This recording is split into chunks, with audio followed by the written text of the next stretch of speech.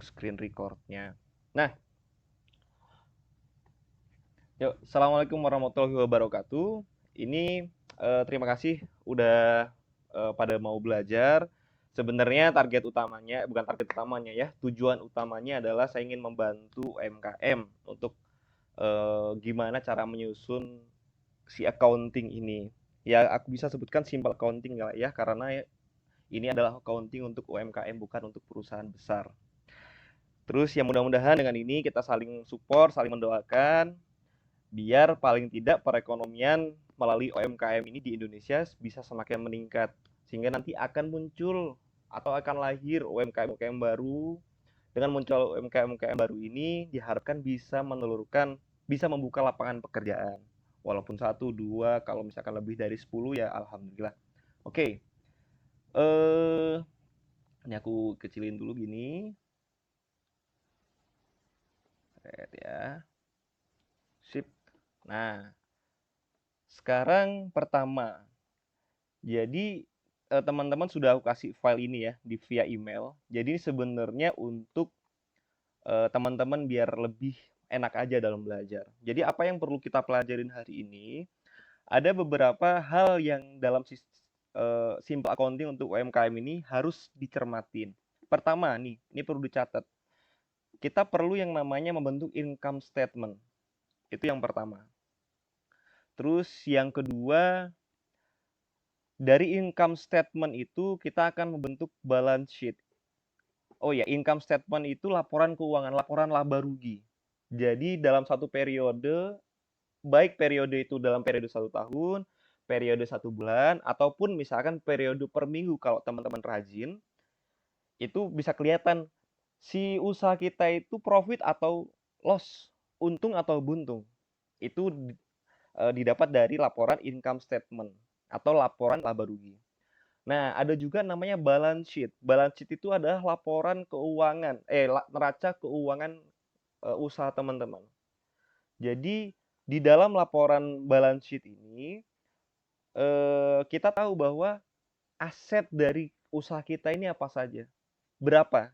Nah, biasanya kalau si income statement itu adalah kinerja dalam 1 bulan, menghasilkan net profit berapa, kalau balance sheet itu menunjukkan pada akhir periode atau pada akhir bulan, aset kita itu sudah berada pada posisi apa.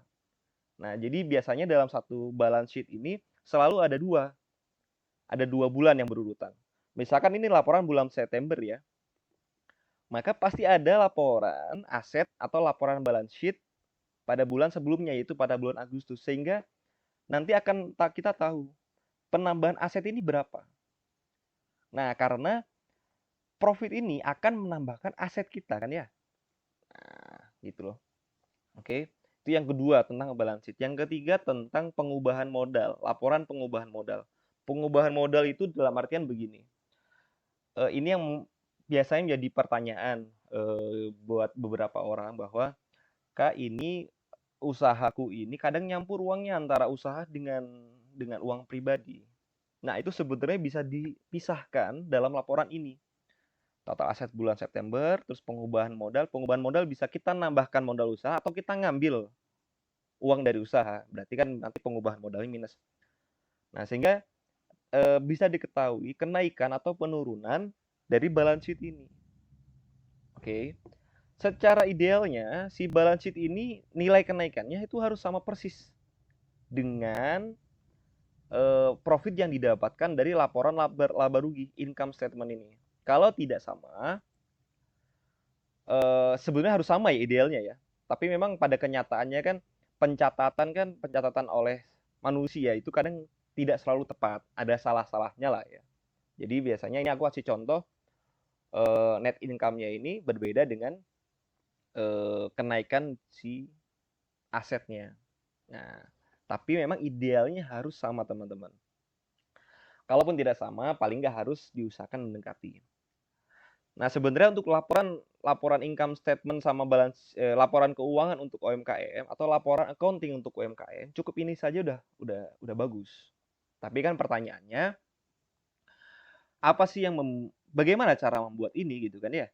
Nah, bagaimana cara membuat ini? Maka kita breakdown, aku jelaskan satu persatu. Apa sih poin-poin ini? Kita awali dulu dengan income statement. Jadi untuk income statement, record via Zoom juga Mas. Ya, ini lagi di record ini ya. Oke. Jadi untuk income statement ada beberapa variabel. Itu pasti variabelnya itu seperti ini ya teman-teman ya. Secara accounting baku. Ada perubahan dikit-dikit paling cuman kayak penulisan saja atau tata letak dari expense ini. Tapi yang jelas pertama pasti omset atau revenue. Yang kedua itu pasti COGS atau HPP. Nanti aku jelaskan satu persatu. Selanjutnya itu pasti ada, setelah COGS itu ada gross profit. Nanti aku jelaskan gross profit itu apa. Lalu ada expense, ada operational expense, marketing segala macam, sampai akhirnya total expense-nya berapa. Nanti gross profit dikurangi dengan total expense jadi net income. Simpelnya seperti ini. Walaupun kalau misalkan untuk perusahaan besar ada yang namanya depresiasi, amortisasi, ada tax, ada interest, terus ada banyak lah. Tapi ini kita ambil simpel. Bahkan untuk kantorku saja pakai ini udah cukup. Oke ya. Pertama, revenue jelas lah, omset ya. Omset teman-teman pasti nyatet omsetnya. Pasti nyatet entah itu omset yang didapat dari admin via transfer atau yang didapat dari COD atau yang didapat dari e-commerce. Di sini aku tulis Shopee karena aku terbiasa dengan Shopee. Pokoknya semua uang dari customer yang mengalir ke kita. Uang cashnya ada berapa? Itu tercatat di sini. Nanti ini ada piutang Shopee, piutang e-commerce. Nanti aku jelaskan. Sambil aku nyatet biar nggak lupa ya. Nanti aku jelaskan namanya piutang Shopee ya. Oke. Nah, nanti aku jelaskan terakhir ya. Nah, jadi dari semua omset ini itu dijumlahkan semua teman-teman. Kalau misalkan teman-teman punya toko juga, masukin aja ke sini. Atau pokoknya semua channel yang menghasilkan omset, masukin ke sini. Gimana cara mencatat omset? Ya mau nggak mau harus dicatat satu persatu. Ya kan? Atau kalau misalkan teman-teman pakai e-commerce kan ada tuh laporan bulanannya. Teman-teman sudah mencairkan uang berapa uang dari Shopee. Ya kan? Atau berapa uang dari Tokopedia, Bukalapak segala macam. Oke. Kalau sistemnya admin atau teman-teman ngechat sendiri dengan customer, ya itu harus dicatat per hari, bahkan per per customer itu harus dicatat berapa omsetnya, sehingga nanti teman-teman dapat data penjualan dalam 1 bulan berapa. Oke. Ini sekali lagi kalau misalkan sudah belum jelas suaranya, tolong chat ya. Nah, oke. Jadi didapat nih, ini adalah revenue kotor masihan. Kenapa kok kotor? Ingat, di dalam penjualan itu ada shippingnya. Oke. Maka di sini teman-teman butuh shipping di sini, kolom shipping. Misalkan harga produk teman-teman 100.000, ya kan? Terus shippingnya 10.000. Oke. Itu kan 110.000 mereka transfer. Tapi di dalam 110.000 itu yang benar-benar murni omset teman-teman adalah 100.000. Tapi daripada memisahkan dulu satu persatu antara omset asli dengan ongkir, ya udah kita satukan dulu semuanya. Pokoknya satu kali transfer di dalam itu ada omset murni dan shipping. Nah, dapat ini omset kotornya ya, dikurangi shipping. Nah, shippingnya itu nanti dijumlahkan dalam 1 bulan. Total shipping teman-teman berapa? Kayak gitu ya. Dapatlah total revenue itu net revenue. Omset bersih lah ya. Nah, kenapa di sini shippingnya itu 0? Karena sudah sejak lama apa namanya? Kalau misalkan di Shopee itu kalau nggak salah ya, itu kan cashless ya. Cashless itu udah dipotong dari Shopee-nya. Jadi biasanya uang yang apa namanya? Nggak tercair, uangnya sudah cair ke rekening teman-teman itu sudah dipotong sama shipping. Tapi kalau misalkan teman-teman masih di dalam omsetnya masih ada shippingnya, maka dikurangi dulu shippingnya ya. Nah, dapatlah total revenue. Nah, setelah dapat total revenue, ini ada namanya COGS, Cost of Goods Sold. Nah, bahasa Inggris seperti ini ya. Cost itu biaya, good itu produk, sold itu terjual. Jadi biaya yang dikeluarkan untuk menciptakan barang yang dijual lah gitu loh. Jadi apakah kalau misalkan dalam 1 bulan tuh kita nge-restock produk, let's say di angka misalkan ya 269 juta misalkan ya, kita pakai angka ini ya. Apakah HPP-nya sama dengan 269 juta? Tidak. Karena belum tentu ketika kita nge-restock 269 juta itu semua produk terjual. Belum tentu, teman-teman. Ya. Jadi mungkin ada yang eh, apa namanya, yang terjual sebagian, misalkan yang terjual 200 juta, maka COGS-nya ya 200 juta tadi, ya kan? Ataukah kita nge-restock 269 juta, restockan yang baru ini terjual semua, plus ada stok sebelumnya juga terjual. Nah, jadi intinya menghitung HPP itu sebetulnya nanti ada rumusnya. Tapi sebelum ke rumus, teman-teman harus tahu dulu dasarnya HPP itu seperti apa. HPP itu begini ya.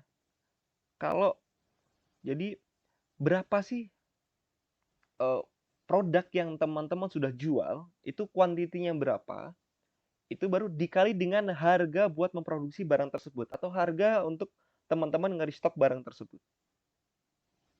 Oke, jadi yang terjual berapa? Makanya dinamakan cost of goods sold, barang yang terjual.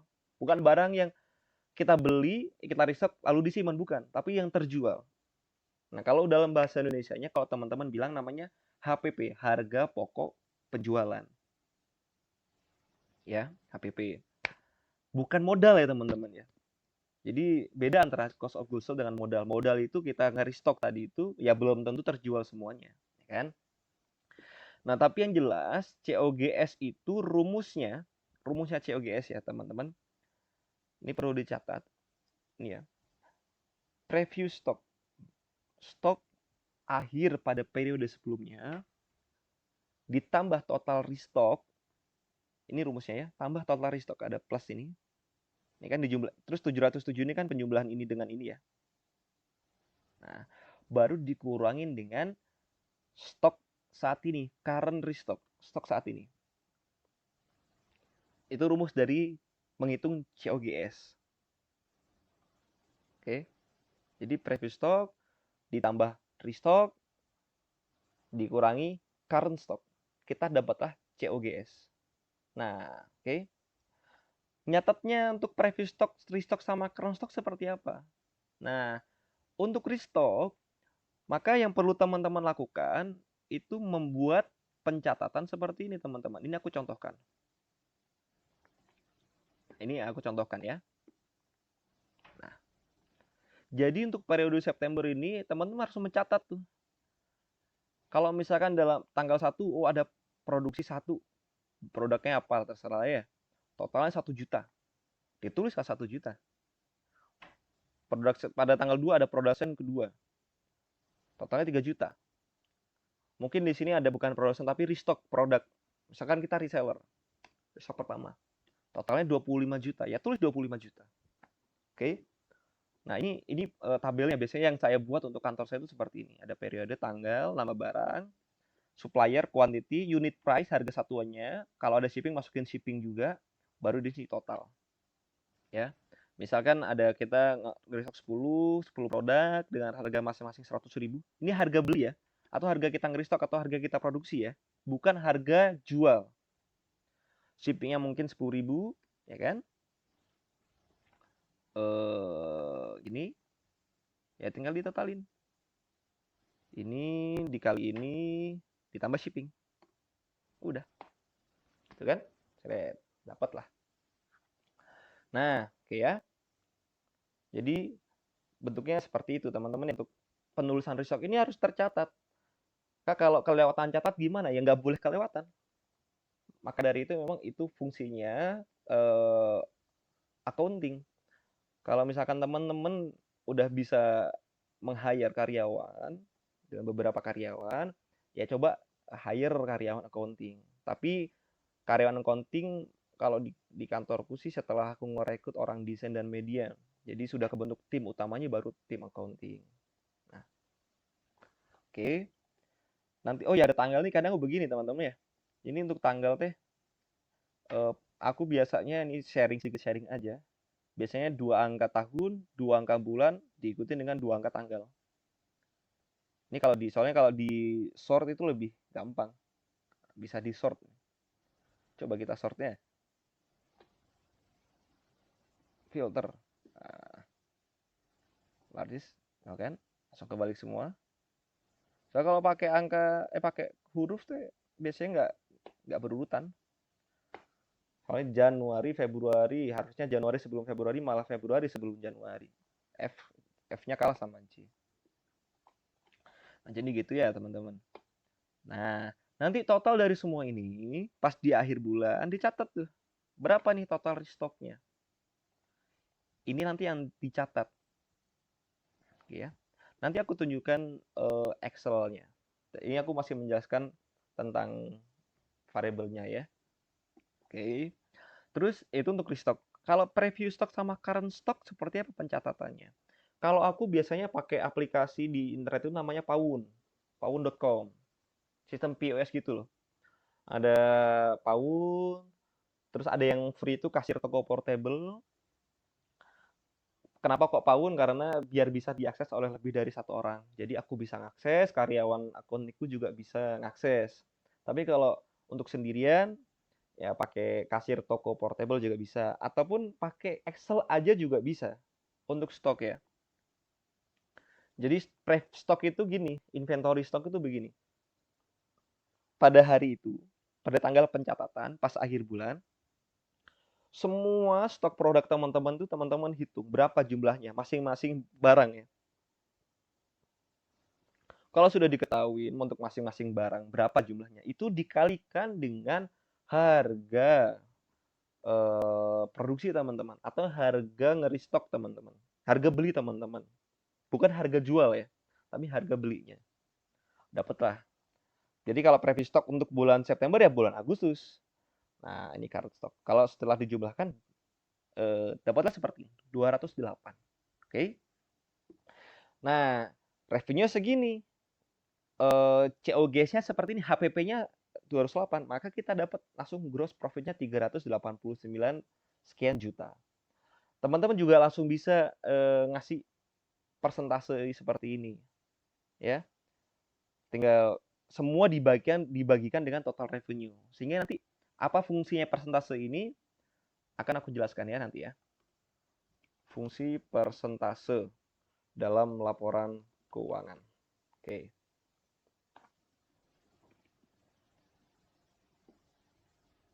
Excel-nya bisa di-share, nanti aku share ya via email. Sip. Sekarang ada berapa nih orangnya nih ya? Wait. Ada 73. Oke, berarti masih ada kurang 27 lagi. Mungkin aku share dulu ya via Instagram. Jadi biar pas 100. Ini nggak bisa banyak-banyak karena Zoom-nya lisensinya masih 100. Nanti kalau misalkan mungkin eh, sering, mungkin bisa aku tingkatin juga si ini ya, kapasitasnya.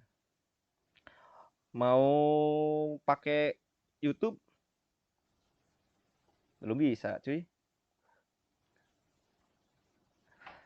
Ntar belum bisa ini ya.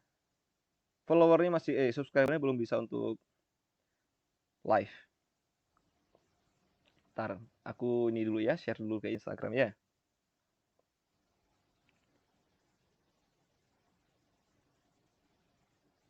Masih ada 26 slot lagi. Silakan swipe up.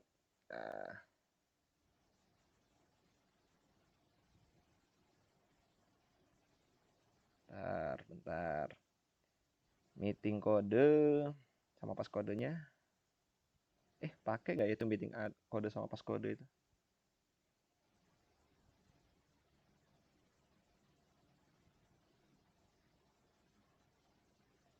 Wait ya. Salah cuy.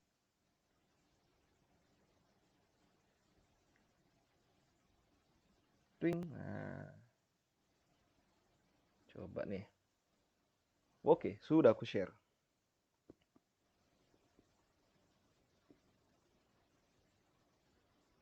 Kita tes dulu.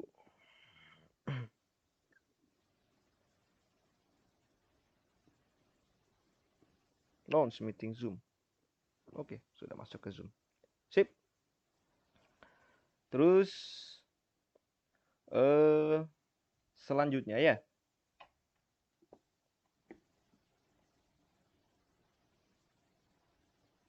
Sudah, ini sudah di-record nih. Ini. Nggak tahu ya berapa maksimalnya karena belum dicoba. Katanya sih sampai karena yang record ini masih free. Katanya sih yang free cuman masalah ada watermark saja. Tapi no problem sama watermark. Tapi nggak tahu ya kalau ada batasan waktu. Nanti tolong ya aku coba cek-cek lagi ya. Nah, selanjutnya ya.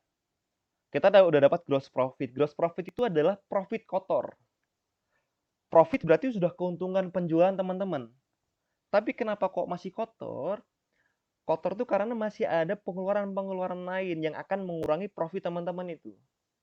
Nanti ada administrative expense, ada gaji karyawan, terus biaya sewa, utility itu kayak air, listrik gitu kan. Ada teman-teman packaging, desain media, transportasi, marketing segala macam. Kalau misalkan semua expense ini nggak ada, atau teman-teman benar-benar kerjain sendiri nggak ada pengeluaran lain ya, total profit teman-teman segini, sebesar gross profit itu. Oke, tapi sayangnya dalam usaha kan nggak mungkin nggak ada pengeluaran lainnya di luar HPP, ya kan? Maka kita breakdown. Biasanya dalam expense ini macam-macam, pengeluaran perusahaan itu macam-macam. Tidak harus seperti ini. Jadi tergantung sama kondisi apa ya istilahnya? Tergantung sama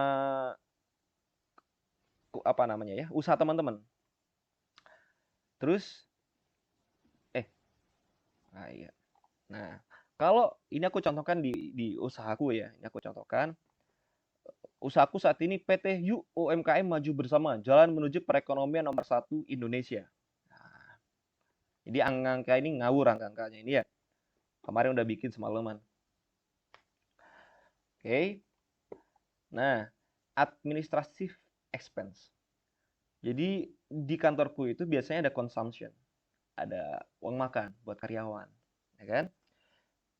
Aku bedakan nih expense antara ADM expense sama operational expense tuh bedakan. Kenapa kok dibedakan? Ini kalau bahasa orang accounting itu overhead expense.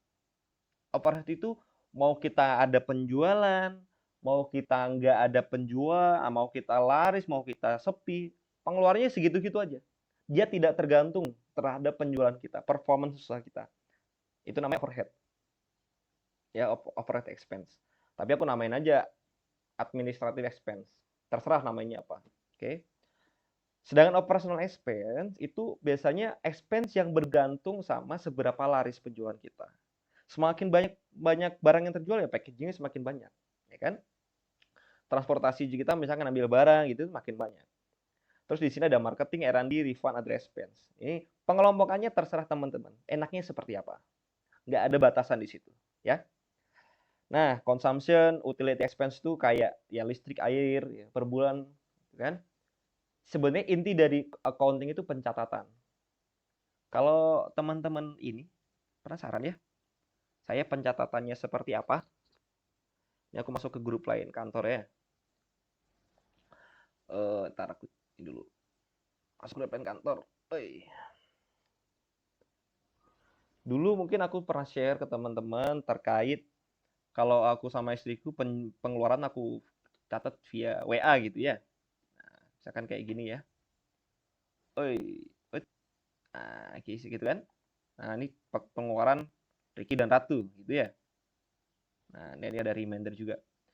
Tapi kalau kantor mana nih? Ah, ini dia nih. Kok nggak bisa? Nah, ini expense. Jadi ini isinya itu hanya apa namanya? Aku sama anak accounting. Jadi selalu tulis top up, misalkan top up Fandi, ini jenis-jenis pengeluaran shipping segala macam. Nah, gitu kan. Terus udah kayak gini, baru sama anak accountingku di ini di apa namanya? Dicatat. Ntar aku close dulu biar nggak ganggu ini layar ini. Nggak bisa di close. Nah, oke. Sip.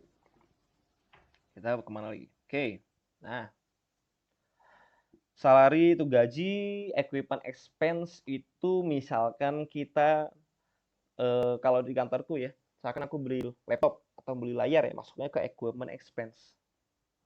Oke. Kalau mungkin untuk perusahaan besar misalkan beli gedung atau beli mobil, itu dimasukkan ke dalam capital yang nanti ada depresiasinya gitu kan. Kalau aku nggak kan, kecil-kecil tuh alat-alatnya nggak semahal itu. Ya aku masukin aja ke pengeluaran kantor gitu loh. Jadi pengeluaran kantor untuk pengadaan barang. Oke. Rent expense ini biasanya untuk sewa parkir, nah gitu-gitu. Oke. Nah, ini di total administrative expense-nya ternyata 7% dari apa? Omset bulan ini, bulan September. Terus packaging, desain media sama transportasi. Packaging itu ya bubble wrap, terus kardus, nah gitu-gitu. Botol, nah gitu kan misalkan deh. Desain media itu peralatan untuk anak-anak media buat foto. Nah, terus ada marketing. Marketing itu segala jenis marketing misalkan. Nah, ada misalkan ads gitu kan, mungkin ada teman-temannya endorse, paid promote, terus ngadain diskon atau bikin voucher atau bikin acara temu bareng customer, itu masukin R&D. R&D, marketing. Sedangkan R&D, research and development, ya semua pengeluaran-pengeluaran yang gunanya untuk memperbesar bisnis teman-teman. Kalau di kantorku misalkan ketika aku mau Teratu Beauty mau mengembangkan produk itu kan harus sampling dulu, ya kan? Kalau terus sampling ada biayanya. Terus kita harus sampling packaging. Terus kita kalau misalkan produknya sudah jadi, sampelnya sudah jadi, eh produknya sudah jadi, kita harus urus BPOM, halalnya, segala macam. Nah, itu masuk ke R&D, Research and Development. Semua pengeluaran yang bisa mengembangkan usaha kalian. Nah, apakah harus ada R&D itu? Sebetulnya harus ada, sebetulnya. Tapi dilihat-lihat dulu. Jangan memaksakan R&D terlebih dahulu ketika profitnya masih nipis. Kayak gitu ya. Nah, makanya expense ini tergantung teman-teman fokusnya kemana. Tidak harus semuanya ada. Ya kan? Ada nggak yang lebih simpel dari ini? Ada. Itu misalkan R&D-nya nggak ada, other expense nggak ada. Ada nggak yang lebih kompleks dari ini? Banyak yang perusahaan-perusahaan besar itu ya. Kalau depresiasi Dr. Zulkifli Rangkut, nih aku depresiasi itu hitungnya gimana ya? Jadi depresiasi itu cara ngitungnya begini. Sebenarnya banyak cara ngitung depresiasi. Misalkan cara yang paling simpel. Misalkan beli mobil untuk kantor. Let's say mobilnya bekas lah ya. Misalkan 50 juta atau 100 juta mobil box 50 juta. Aku beli mobil box itu 30 juta bekas. Nah, itu biasanya orang kantor itu memperkirakan itu mobil itu bisa layak pakai sampai berapa tahun? 5 tahun gitu ya. Atau enggak sampai 10 tahun. Maka memang nanti di ini apa namanya? Dihitung, ya aku hitung ya. Harga awal 100 juta. Oke ya. Nah, 100 juta ya. Nah, harga akhir itu teman-teman perkirakan nanti 10 tahun lagi, ini misalkan periodenya 10 tahun gitu ya. 10 tahun atau kalau dalam bulan 120 bulan. Oke. Nanti teman-teman perkirakan apakah 10 tahun lagi mobil teman-teman itu harganya masih 100 juta? Pasti enggak. Apakah nol? Mungkin iya. Mungkin mobilnya udah rusak jadi nggak bisa dijual. Tapi let's say yang real aja lah ya. Oh 10 tahun lagi kemungkinan mobil ini bisa dijual lagi lah dengan harga 50 juta. Ya kan? Nah, jadi di situ ada selisihnya. Selisihnya itu berapa? Ya tinggal ini kurangin ini. Ring, ya gitu kan ya. Oh, maka 50 juta ini akan hilang nilai mobilnya dalam waktu 120 bulan. Nah, fungsi dari depresiasi adalah kita menentukan tuh pengurangan nilai aset kita per bulannya berapa. Ya tinggal depresiasinya sama dengan ya ini dibagi dengan ini 416.667 per bulan. Kok nggak bisa nih? Per bulan. Kayak gitu teman-teman. Ini cara linear. Nah, depresiasi ini nanti masuk ke dalam laporan laba rugi di sini yang akan mengurangi nilai dari profit kita. Gitu loh, ya. Tapi cara menghitung depresiasi itu banyak jenisnya. Ada ini kalau yang linear seperti ini, ada yang kuadratik, ada yang logaritmik. Nah, tapi tadi teman-teman bisa belajar untuk depresiasi itu di Google. Banyak sekali. Tapi untuk UMKM aku rasa belum tidak apa-apa lah, nggak usah ada depresiasi. Aku juga sendiri nggak pakai depresiasi. Oke. Terus selanjutnya ya, ini dokter Pak Zulkifli Rangkut mudah-mudahan menjawab. Mungkin nanti kita akan bahas lebih dalam lagi depresiasi di Zoom selanjutnya. Nah, kalau semua ini sudah sudah dijumlahkan, maka kita dapat total expense dan cost-nya. Ya sekian ya, 15 juta.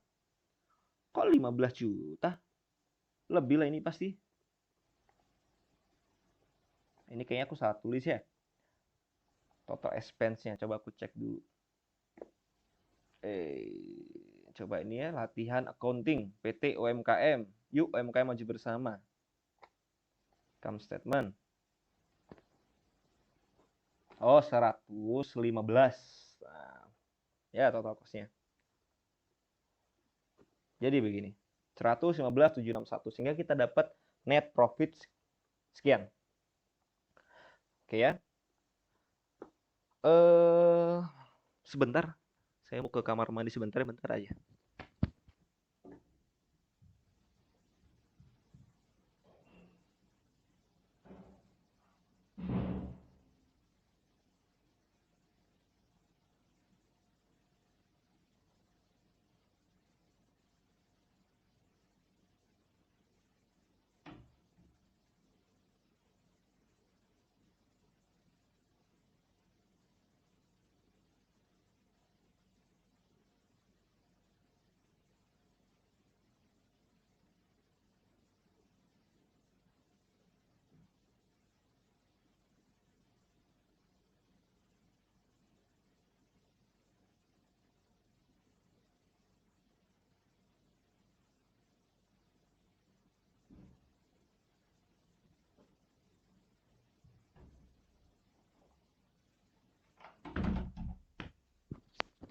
Oke, kita balik lagi.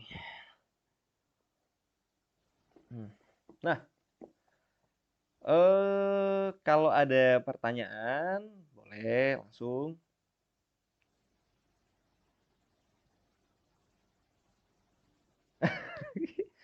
Ya, ini sudah balik lagi nih dari toilet barusan ya. Kita cek sekarang berapa partisipannya. Oh, sudah 100 teman-teman.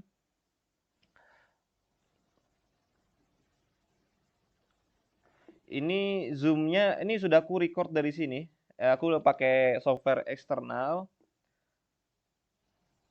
Sebenarnya aku jarang-jarang pakai Zoom, teman-teman. Jadi agak kurang terbiasa dengan Zoom. Tapi ini sudah aku record ya. Nah, di sebelah kanan layar ini ada tandanya. Terus udah gitu sampai mana tadi? Oh, nyampe sini ya. Kita dapatlah ini net income-nya. Coba ya nanti teman-teman dari pertemuan ini coba bikin seperti ini. Oke. Yang jelas semua expense-nya ini, expense segala macam ini ditulis sama karyawan accounting-ku. Jadi ini aku udah bikin contohnya nih ya. Sebagian aku ambil dari laporan keuanganku nih. Nah, kayak ini. Nah, ini laporan keuangan asli dari kantorku nih. Jadi ditulis satu persatu memang. Ini satu persatu. Seret gitu ya. Nah, ini ada top up sama out sama ada saldo. Ini adalah karena antara rekening kantor pengeluaran sama eh, ada dua rekening pengeluaran sebetulnya di kantorku. Pengeluaran minor sama mayor. Minor itu yang dikeluarkan sama anak accounting, sedangkan mayor yang dikeluarkan sama yang aku pegang. Nah, gitu ya. Yang besar-besar pengeluarannya. Nah, kode transaksi ini juga sebenarnya ini nama dari bukti transfer yang anak accountingku bikin. Jadi bisa dicek sewaktu-waktu.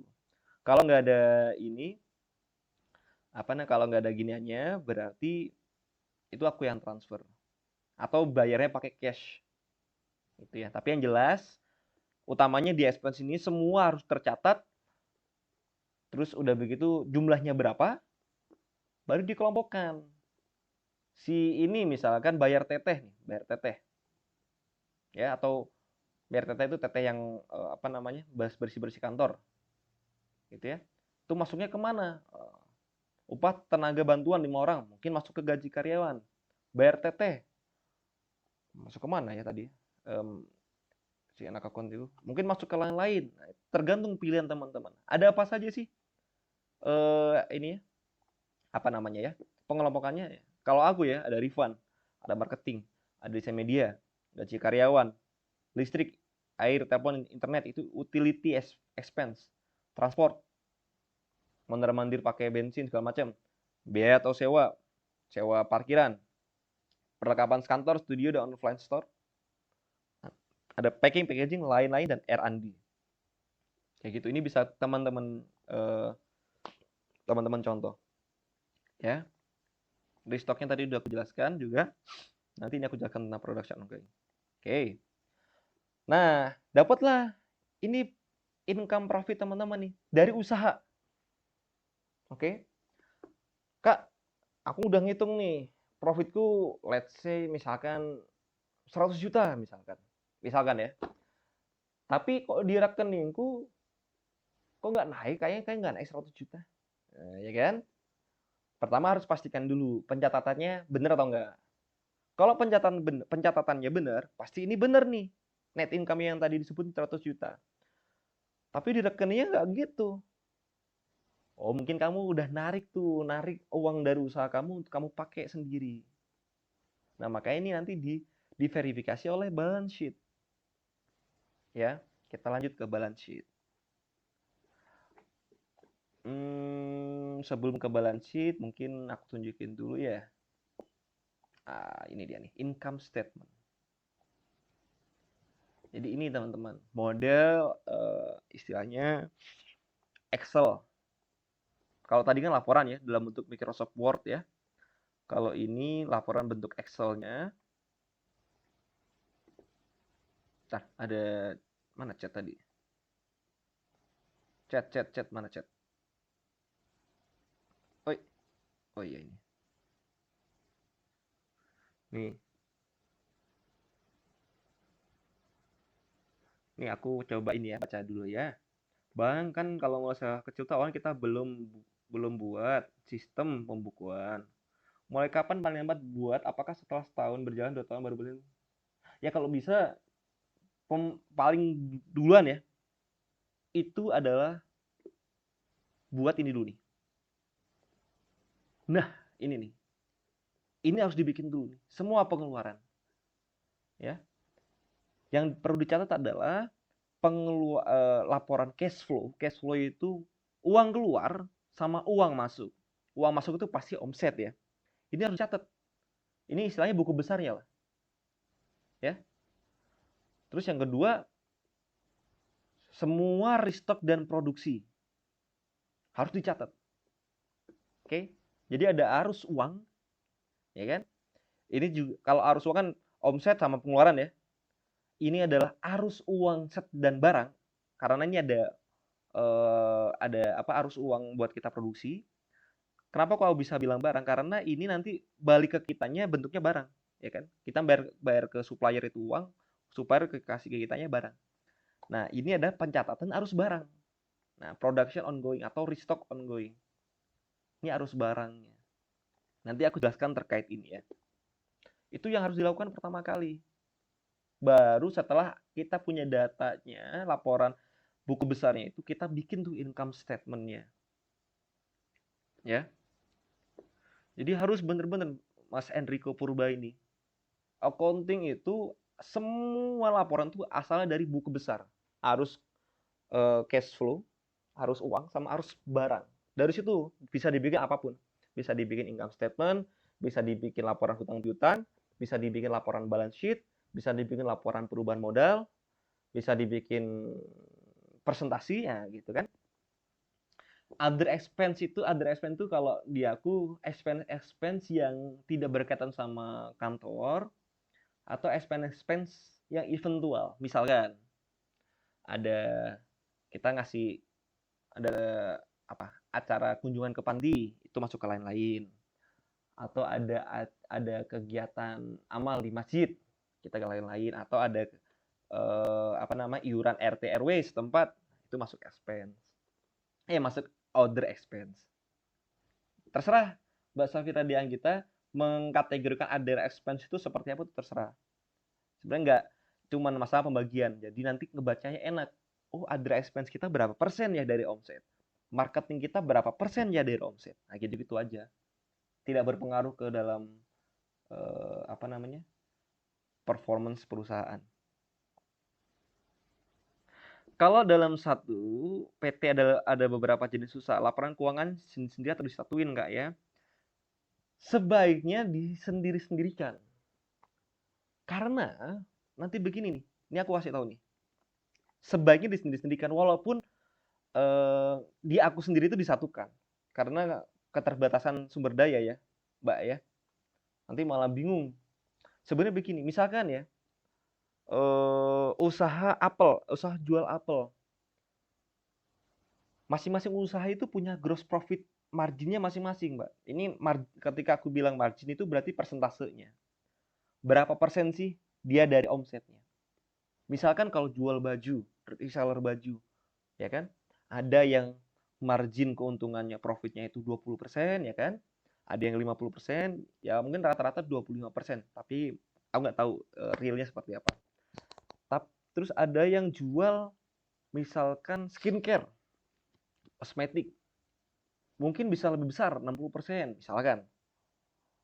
Atau ada yang jual barang-barang branded misalkan.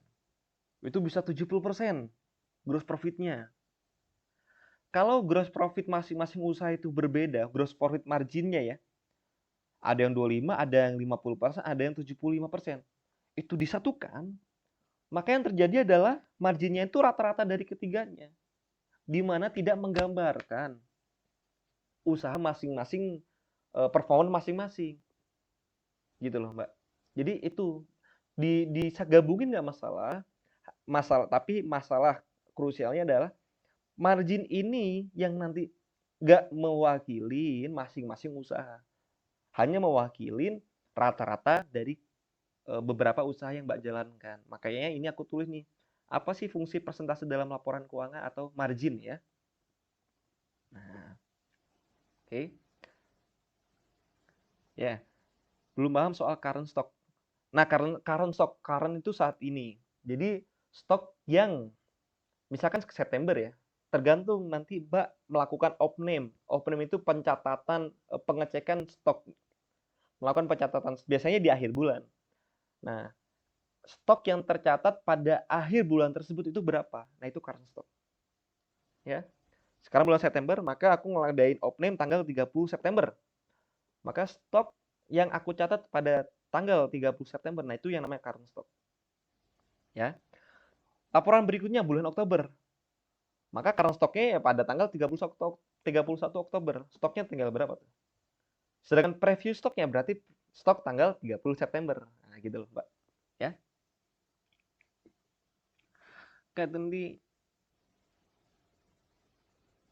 Kak, itu nanti pengertian dalam bahasa Inggrisnya bisa tulisan nggak ya? Soalnya tadi kecepatan. Waduh, yang mana tuh? Coba di ini ya. Oke, lanjut. Next. Nah, ini aku tunjukin dulu. Ini dia nih. Oke. Nanti aku dijelaskan. Ya, sama. Nanti ini dicatat di sini, Shopee dicatat di sini, admin. Oke, ini tinggal total revenue semua dikurangi shipping, ya kan? Restock masukin ke sini. Oke. Current reviews nanti ada COGS-nya pakai rumus yang tadi aku kasih. Gross profit, marketing segala macam seret sampai total cost akhirnya net profit. Ya kan?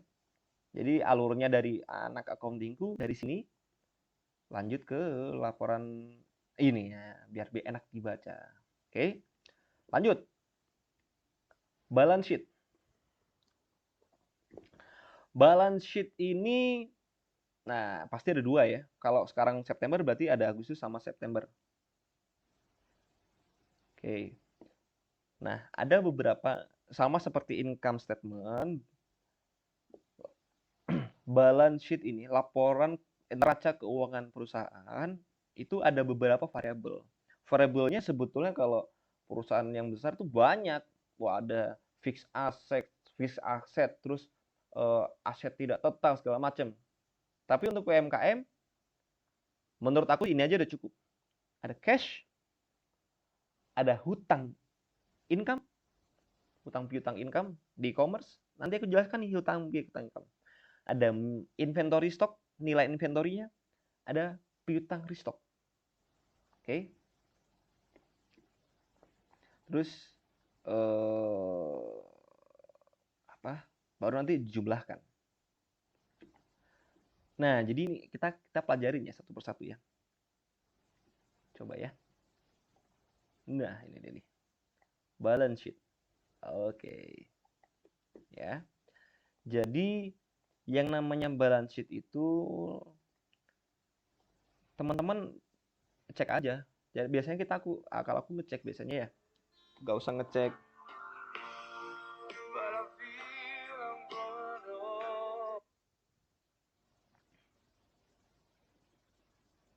Bentar. Halo, bagus. Yoi, gimana? Gimana?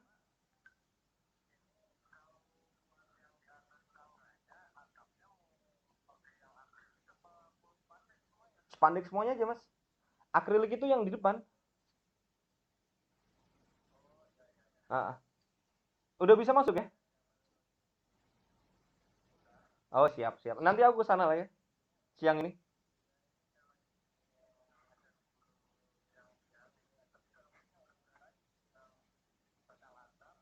Ah, oke. Oke, siap. Ah, ah. Oke, siap. Nanti aku siang ke sana lah ya, buat kecek ya. Oke, hatur nuhun.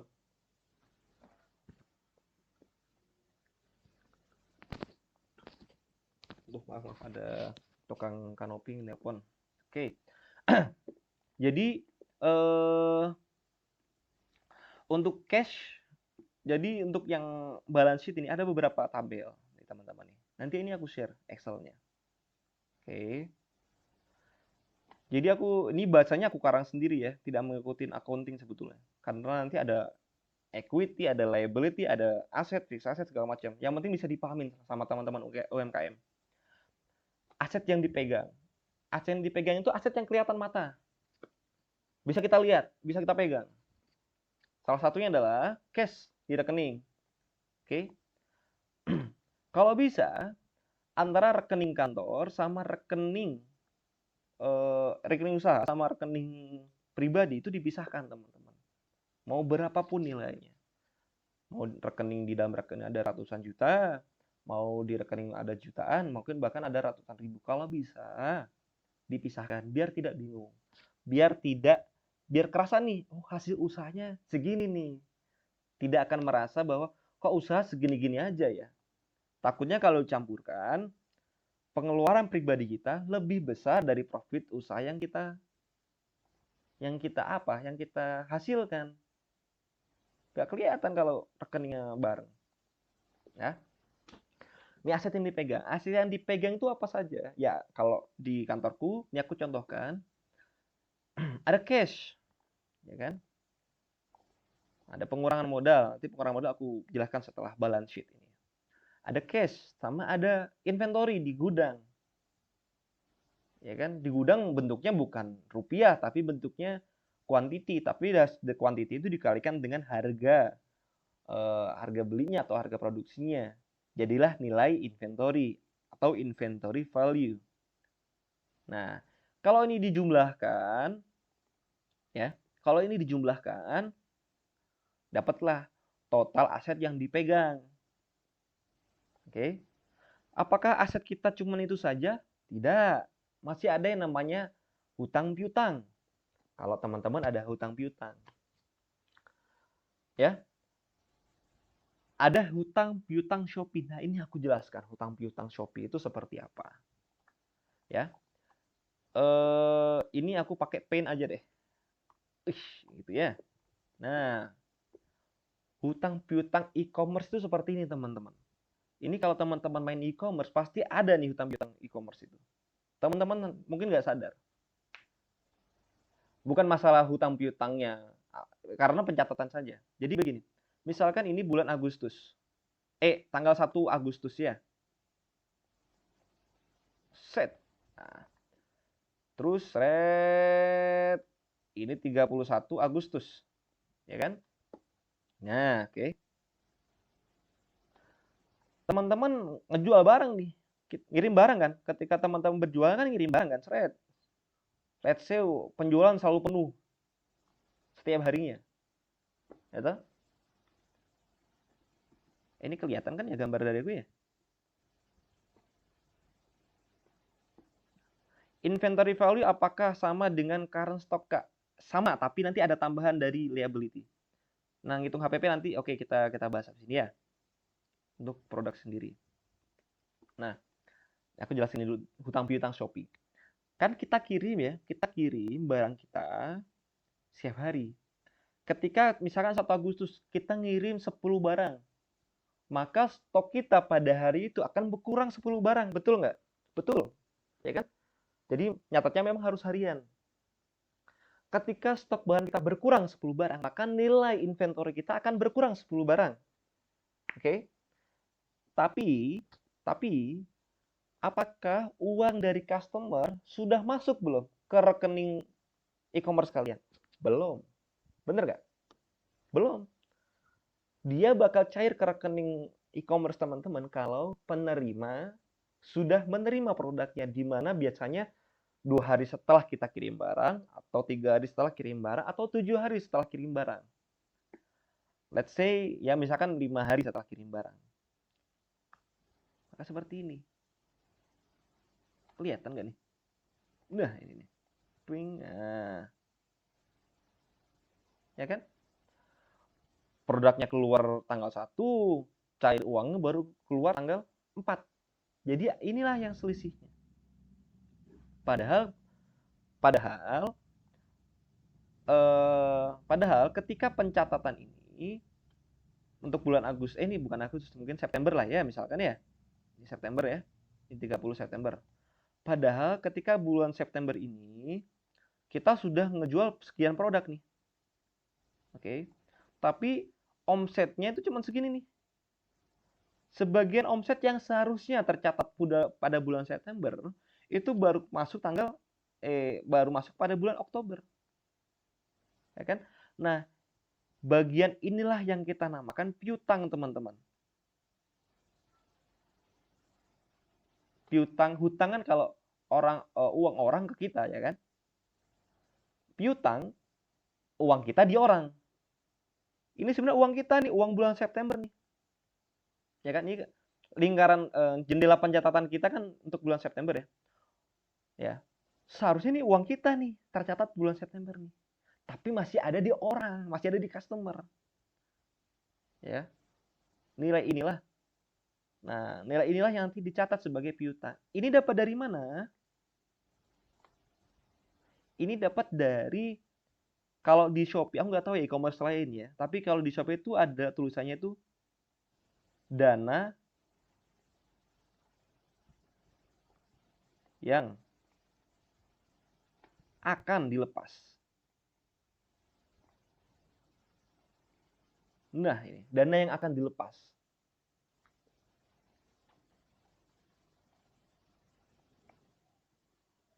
Nah, jadi pada tanggal 30 ini ada tulisan nih, dana yang akan dilepas. Itulah piutang kita. Dana yang akan dilepas artinya begini. Ada produk yang masih perjalanan, nominalnya nilainya sekian, tapi masih di hold dulu sama Shopee, belum dicairkan ke rekening kita karena barang belum nyampe. Itu bisa dicek di Shopee, di bagian dana penjual kalau nggak salah ya, atau saldo penjual aku lupa. Nah, sedangkan pencatatan eh, ketika kita mencairkan dana selama bulan September, itu kan adalah dana dari 1 September sampai 30 September, ya nggak? Itu kelihatan. Ini kan nyatanya dari berapa sih dana yang kita cairkan? Ini saldo penjual yang dicairkan kalau nggak salah. Saldo dicairkan. Nah, ini nyatatnya dari saldo dicairkan.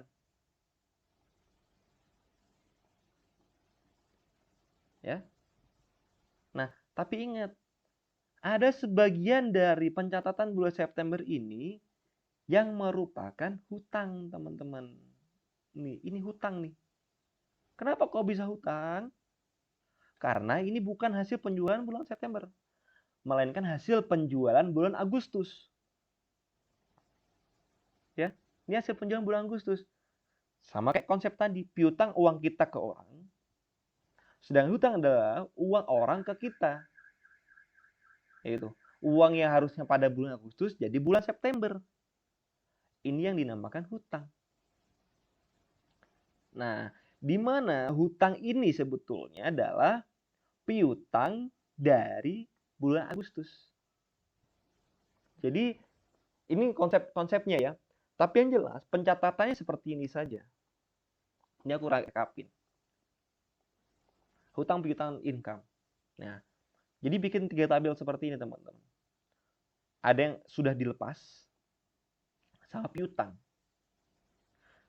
Pasti sudah dilepas ini adalah selalu sama dengan piutang bulan sebelumnya. Selalu sama, nih kan.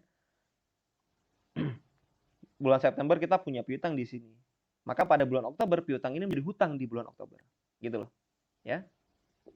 Dan pasti sudah dilepas. Nah, ini kalau dicek nih, sudah dilepas adalah piutang ke Shopee dari bulan sebelumnya yang sudah dilepaskan pada bulan sekarang. Nih, thread. Oke.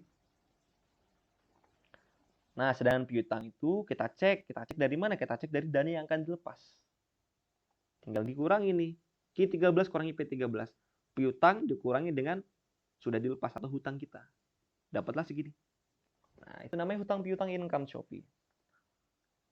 Ini juga nanti tercatat di sini. Tercatat di laporan keuangan. Nah, ini pasti nah, ini sama dengan gitu kan? Oke.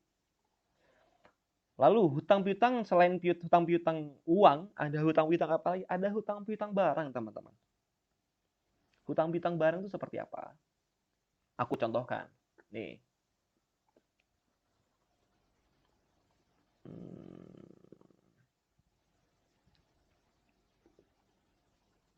Bentar ya. Ini masih oke. Chat. Oke, sip ya. Hutang piutang barang. Oke, nih. Ini aku jadi hutang piutang barang itu seperti ini ya, teman-teman. Ketika kita ngeproduksi atau kita nge-restock ya, ada kalanya misalkan kita nge-restocknya itu di akhir bulan tanggal 28. Uang sudah kita store, ya enggak? Tapi apakah barang sudah nyampe di gudang kita pada hari itu juga? Belum tentu. Ya, bisa minggu berikutnya atau bisa 2 minggu berikutnya. Apalagi kalau sudah ganti bulan, pencatatannya kan berbeda, ya enggak?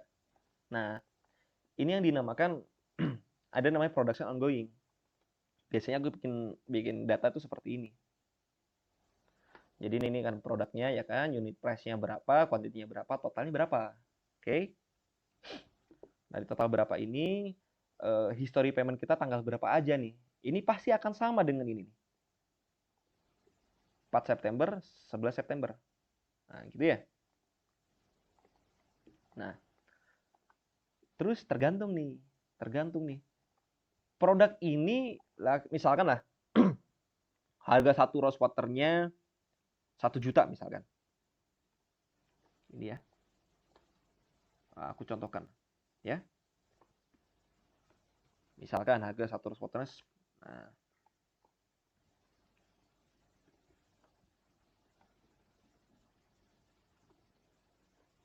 kan?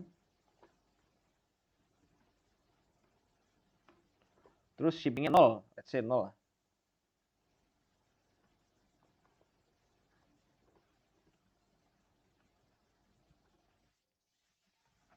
Nah, oke.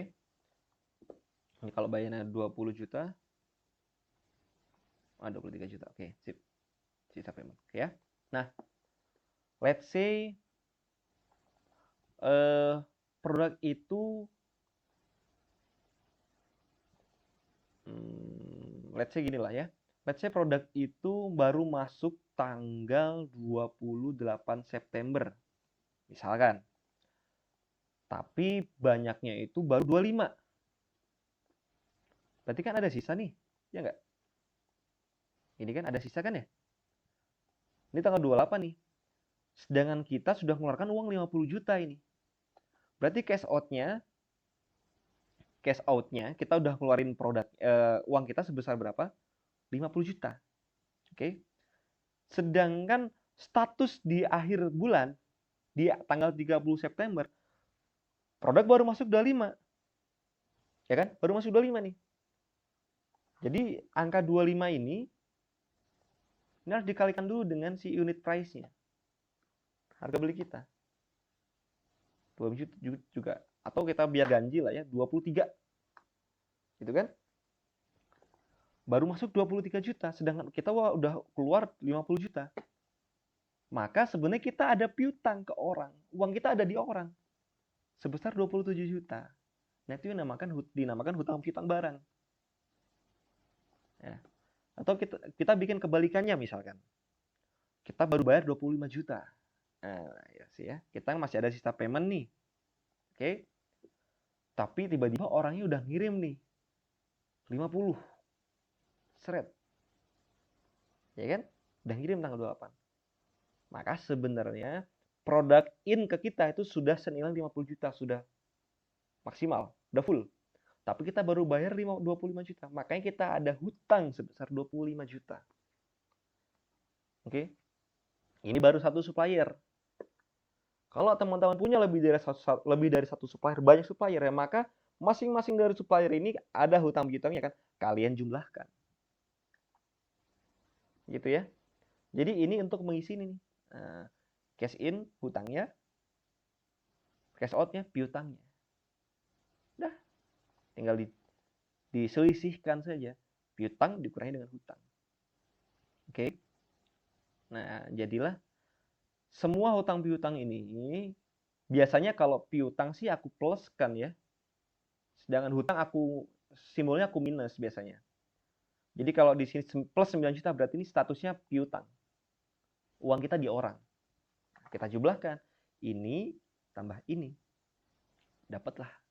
Oke. Lalu total aset seperti apa ya? Total aset tinggal dijumlahkan, cuy. Total yang dipegang, aset yang dipegang sama total hutang piutang. Dapatlah ini. Gitu ya. Dapatlah ini. Oke. 96. Sip, betul. Ya. Ini tambah ini dapatlah ini. Oke ya. Nah, itu untuk nanti buat apa ini hijau ini? Nanti menjawab pertanyaan Mas siapa tadi ya. Oke. Lalu kita dapatlah ini balance sheet Agustus seperti ini, total aset. Sedangkan untuk yang bulan September kayak gini. Cash ditambah hutang income Shopee, ditambah inventory, ditambah hutang piutang restock, ya kan? Cash ditambah inventory, ditambah hutang piutang Shopee atau e-commerce, ditambah hutang piutang restock. Jadilah total aset. Nah, sampai sini jelas ya? Kalau ada pertanyaan, silakan ditanyakan.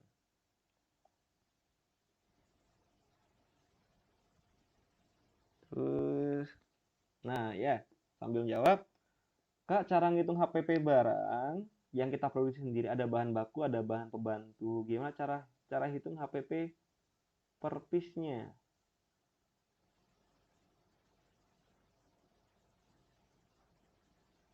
Oh, kalau ini ada dua tujuan ya. Kalau untuk tujuannya untuk laporan keuangan, maka semua bahan-bahan ini, bahan baku ini, ya. Ini kan pertanyaannya adalah kalau kita produksi sendiri nih, handmade lah ya. Gimana cara kita nentuin HPP per produknya? Ada dua tujuan.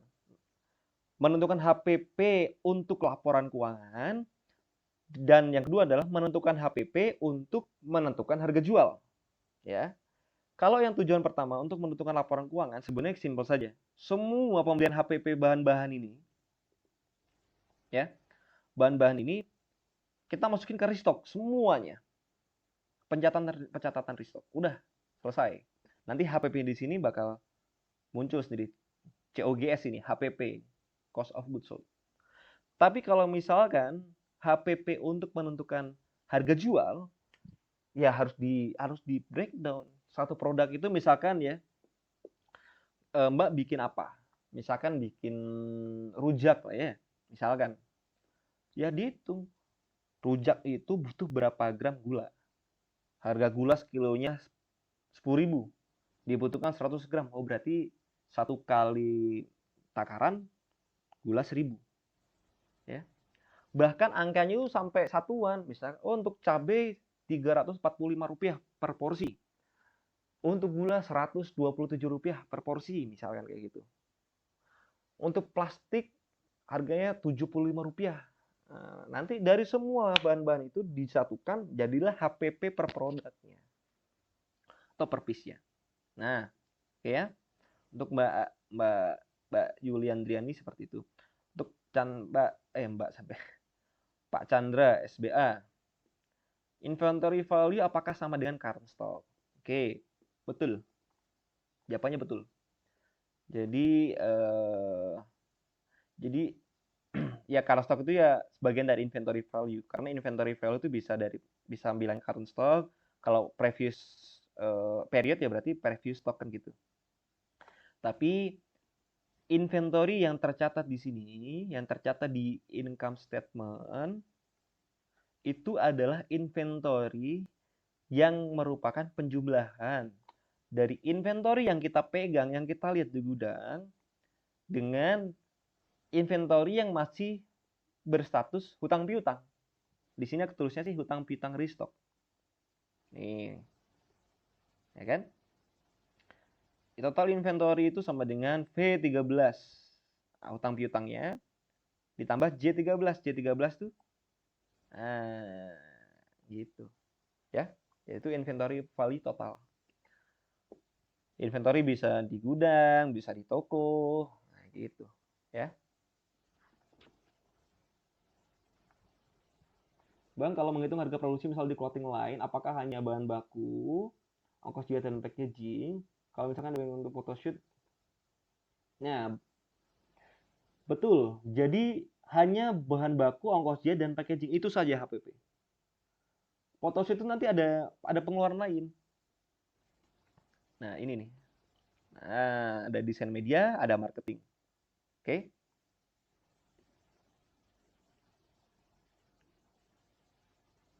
Karena aku jual baju 100.000 pas ongkir. Hah? Karena aku ngomong 90 ribuan. Mungkin ada voucher atau apa gitu.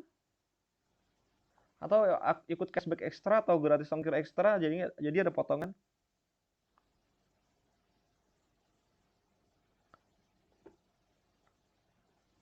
Hmm, nanti tapi kita bahas lah ya. Kak, kenapa piutang masuk ke liability? Uh, jadi liability itu hutang piutang, bro. Kalau minus ya hutang, kalau posisi angkanya itu positif ya masuknya piutang. Itu. Oke.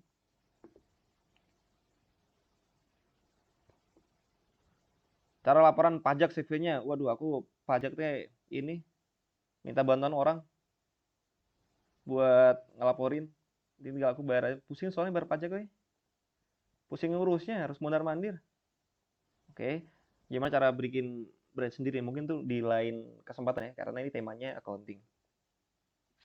Oke, lanjut ya. Sekarang masih berapa nih pesertanya nih? Oke, masih 94. Semangat, semangat, semangat. Kok hilang chatnya ini?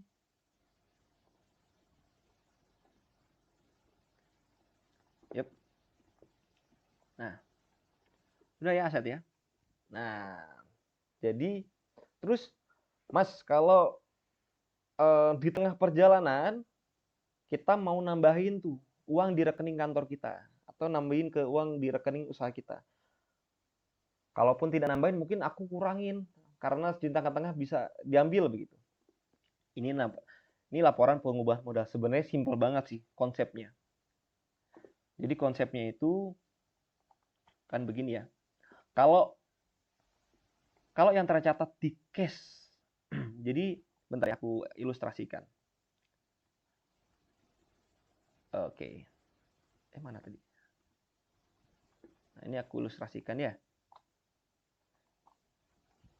Ini bulan September. Ini 1 September, ini 30 September. Ya kan? Ini September. Kan pencatatan kita untuk balance sheet ini kan pas di akhir sini ya. Ya kan? Sedangkan kita kadang ngambil uang dari usaha kita itu di tengah-tengah, di sini, di sini, di sini kan. Tapi memang kita harus tetap catat ya. Harus rutin catat. Nah, berarti cash di sini itu kan cash yang sudah diambil oleh ini. Benar nggak? Ya kan? Jadi cash yang kita catat, uang cash kantor yang kita catat adalah uang cash yang sudah kita ambilin. Seharusnya lebih besar dari nilai yang saat ini kalau misalkan tidak diambil. Oke, paham ya? Maka dari itu, di sini aku nulisnya apa? Di laporan balance sheet ini, rekening kantor real setelah pengubahan modal. Ya. Efeknya apa? Efeknya adalah total aset kita ini mungkin lebih tinggi lagi kalau tidak ada pengubahan modal atau tidak ada penarikan modal. Ya nggak? Bener kan? Kalau nggak ditarik, misalkan nih aku contohkan tarik 175 juta. Seharusnya sih aset kita lebih dari 806 ini, mungkin 981 aset di bulan September. Oke. Kalau ada penambahan modal, oh berarti aset kita harusnya kurang dari aset ini kan? Maka nanti dikurangi. Jadi plus minus di dalam pengubahan modal ini tergantung sifatnya menarik atau menambahkan. Nah, setelah ditambahkan atau dikurangkan dengan pengubahan modal, baru dikurangin tuh dengan aset bulan Agustus, aset terakhir yang tercatat di bulan Agustus. Dapatlah kenaikan atau penurunan, ini kenaikan ya, kenaikan plus 276 juta. Oke. Nanti aset di bulan September ini itu dijadikan, kalau di laporan Oktober ya, nanti ini ya balance sheet September, balance sheet Oktober gitu. Kalau udah sampai sini tinggal dibandingkan teman-teman. Nilai ini sama nggak dengan nilai dari net profit ini? Idealnya harus sama. Idealnya. Tapi kadang kan ya itu tadi, pencatatan nggak selalu tepat. Kalau selisih berapa persen, 1% masih bisa ditolerir. Tapi kalau misalkan selisihnya sampai 10%, itu harus di opname lagi tuh. Nggak cuma opname barang, tapi opname pencatatan juga. Gitu. Ya. Nah, oke. Jadi itu teman-teman yang mungkin yang bisa aku bahas dari ini. Nah, kita mungkin belum banyak lihat yang bagian ini ya. Ini apa nih? Oh, ini. Nah, belum banyak lihat yang bagian income statement. Nih, kita cek. Oh, ini tadi Ini udah piutang Shopee udah. Fungsi persentase margin dalam laporan keuangan ya.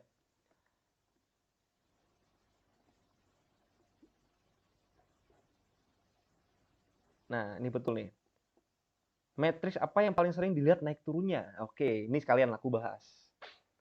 Jadi kadang begini ya, kalau kita ngelihat angka, itu cuman fungsinya, oh ya kita untung sekian nih, profitnya sekian nih, ya kan? Tapi kita nggak bisa ngelihat performance dari usaha kita. Cara ngelihat performance-nya, itu pakai marginnya yang persentase ini. Gampang caranya gampang ya. Semua nilai-nilai ini dibagikan dengan revenue. Udah, makanya kalau ini kan 100% karena revenue bagi revenue sendiri.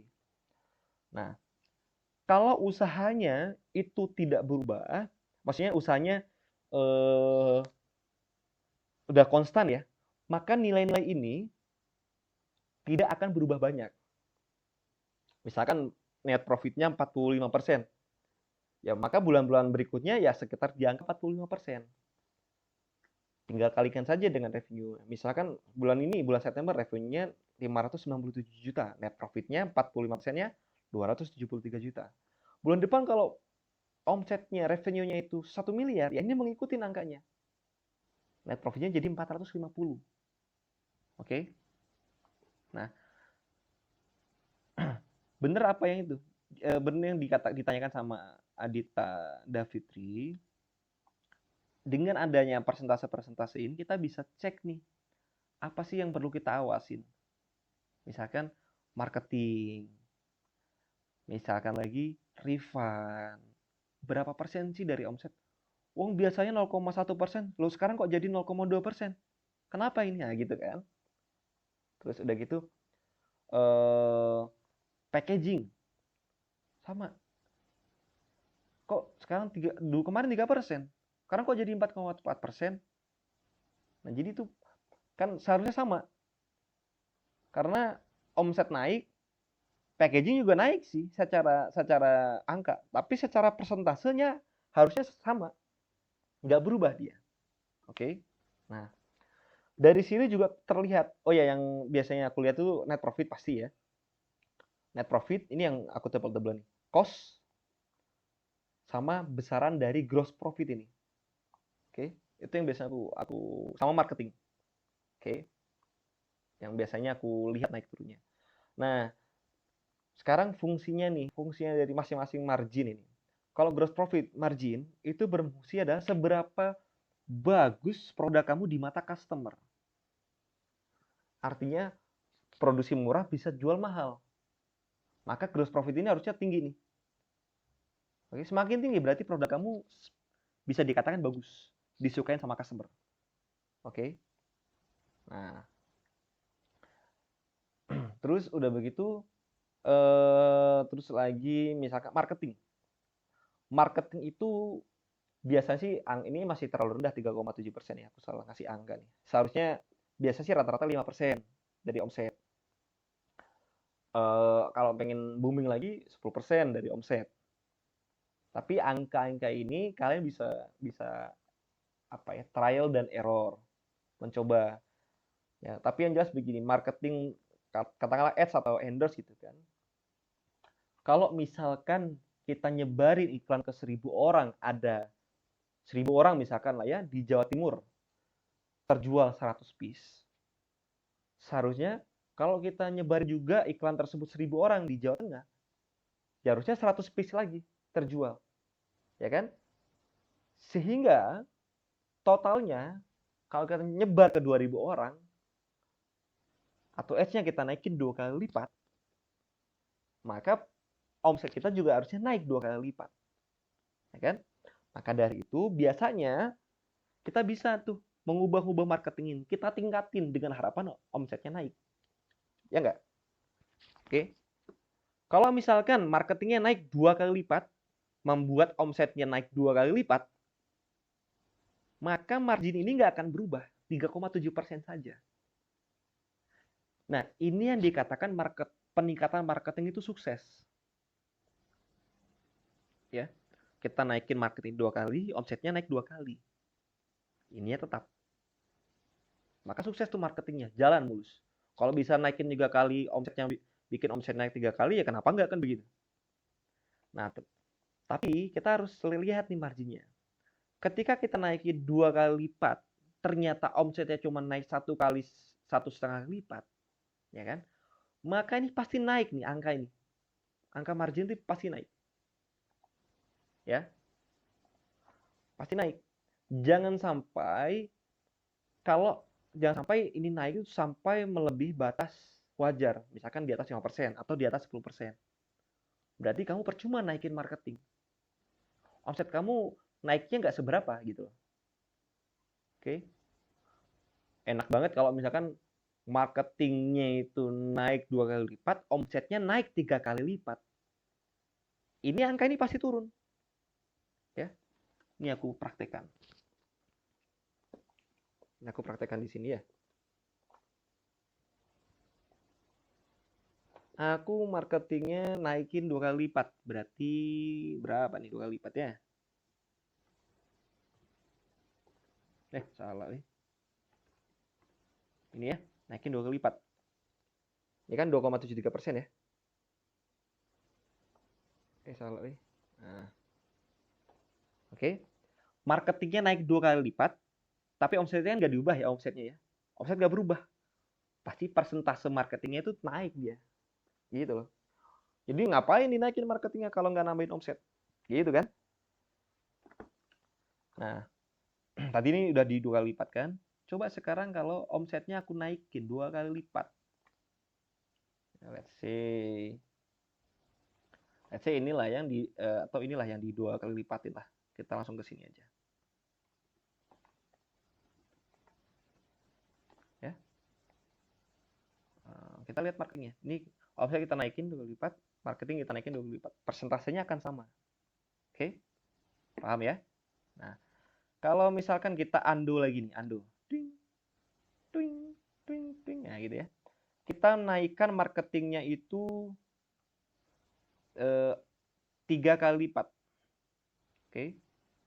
Terus kita naikin omsetnya itu dengan marketing 3 kali lipat, omsetnya ternyata naik tuh. Tapi naiknya 2 kali lipat saja. Ya kan? Di paste. Nah, dia naik ya kan? Oke. Kalau tadi ini naik 3 kali lipat, total revenue naik 2 kali lipat. Ini naik nih dari angka 3,37%. Sekarang dibalik teman-teman. Misalkan marketingnya naiknya cuma 1,5 kali lipat, tapi ternyata omsetnya naik tuh 4 kali lipat. Wih, gila tuh. Turun pasti ini, ya kan? Turun. Enak banget kalau turun itu. Nah, kalau udah turun, bisa teman-teman naikin terus. Ya, nanti batasnya ambangnya nih 5%, atau enggak kalau misalkan teman-teman yakin sama marketing teman-teman, bisa 10% ini. Wah, nggak apa-apa lah naik, yang penting masih batas ambang naik lah. Yang penting omsetnya naik, gitu kan? Oke. Jadi itu yang biasa diamatin. Nah, sip. Terus ini sudah selesai. Oke.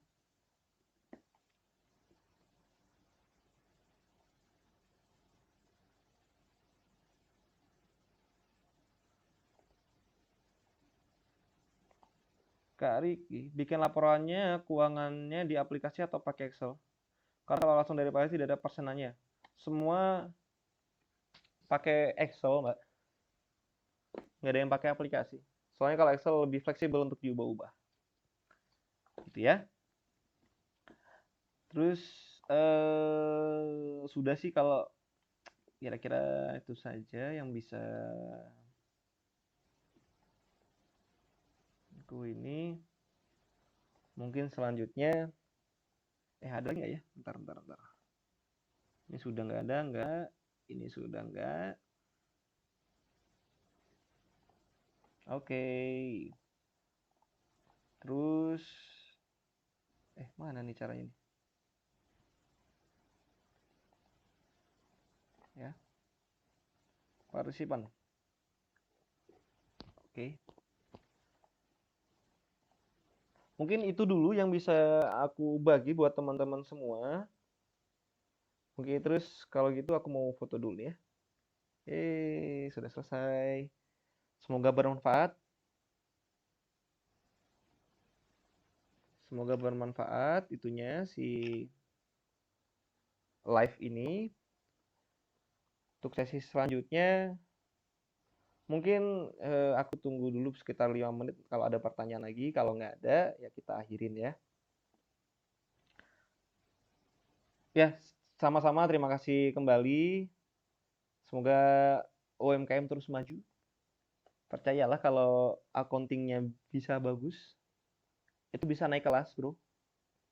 Jadi kelihatan usaha kita itu sudah berapa untungnya. Kalau udah berapa tahun untungnya, kita bisa meningkatkan apa ya, bisa membagi-bagi tuh. Mau R&D kah, mau marketing kah, kayak gitu. Jadi marketing ini tidak terbatas untuk usaha-usaha yang sudah besar. Usaha kecil pun sebisa mungkin biasakan mencatat accounting. Nah,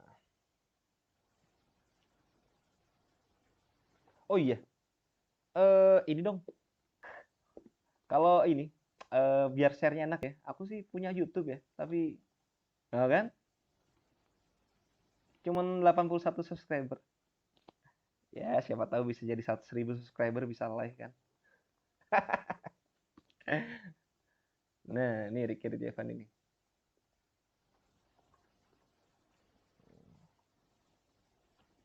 Jadi kalau bisa live YouTube kan enak ya. Terus tadi ada yang ini nyaranin kak live di Instagramnya, di YouTube-nya istriku. Nah sebenarnya enak ke YouTube istriku, tapi aku khawatirnya malah merusak algoritma di YouTube ya. Jadi kan pasarnya itu kan pasar beauty YouTuber ya. Nah kalau aku masuk nanti di sana eh, banyak istilahnya di luar jalur beauty konten. Nanti YouTube istriku malah keluar tuh dari algoritma beauty konten. Kayak gitu. Ya. Live di Instagram nggak jadi, jelek ini ternyata. Nah, segera ke subscribe. Terima kasih. Aku ada beberapa usaha. Alhamdulillah profit ada masuk cukup. Tapi memang untuk pembukaan belum ada orang akuntansi di sendiri yang belum terapi yang ngajarkan Mas Riki. Amin, amin. Nah, ini mulai saat ini kalau teman-teman yang sudah ada laptop, coba pelajarin Excel. Excel itu powerful. Jadi Microsoft Excel jangan disepelekan. Kalaupun misalkan yang belum ada laptop, masih bentuk HP, coba buka-buka pakai HP. Tapi memang untuk Excel itu ini ntar dulu share. Aku ini stop deh. Share screen. Gimana cara nge-stop share screen ini?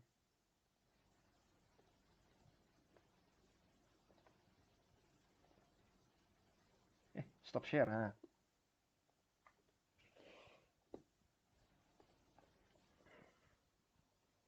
Halo. Waduh, belum mandi kayak ini.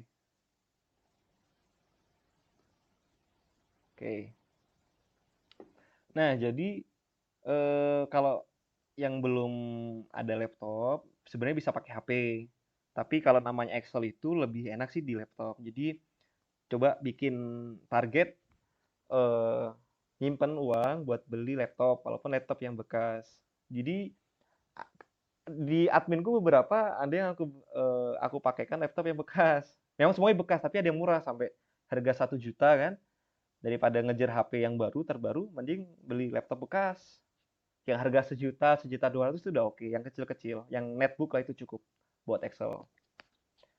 Terus nanti belajar sama yang sudah bisa Excel. Yang penting bisa kali bagi tambah, bikin bikin tabel, terus bisa bikin if-ifan, fungsi if, ya gitu aja. Amin, amin. Semoga usahanya bisa sukses terus.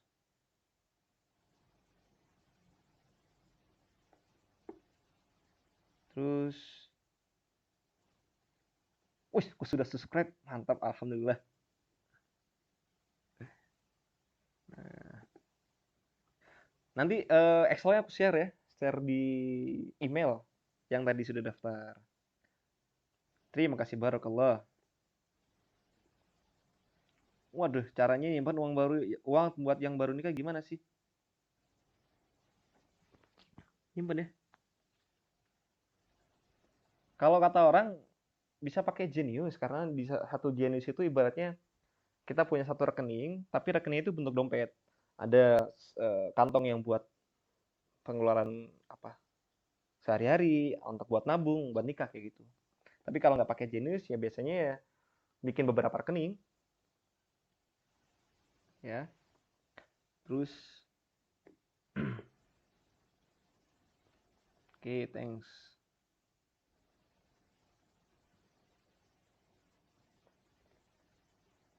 Oh, belum daftar. Ya tahu nanti aku bikin dulu deh ya. Apa swipe up-nya jadi kalian bisa masukin email di situ lebih enak. Jadi kalian masuk email jadi aku kirim emailnya lebih gampang satu kali klik. Oke, siap. Oke, kalau gitu aku duluan. Cara bikin swipe up, Kak. Ya cara bikin swipe up kayaknya follower harus 10.000 deh kayaknya ya. Oke. Kalau gitu aku pamit duluan, semoga bermanfaat. Aku mau jalan-jalan dulu sama anak istri hari Minggu. Ya, kurang lebihnya aku mohon maaf, semoga bermanfaat. Sama-sama bantu UMKM, maju terus UMKM Indonesia. Yuk, bikin UMKM lebih maju. Jangan lupa kalau sudah maju, rekrut karyawan biar nambah karyawannya. Kurang lebihnya aku mohon maaf. Assalamualaikum warahmatullahi wabarakatuh. Nah, aku end dulu ya.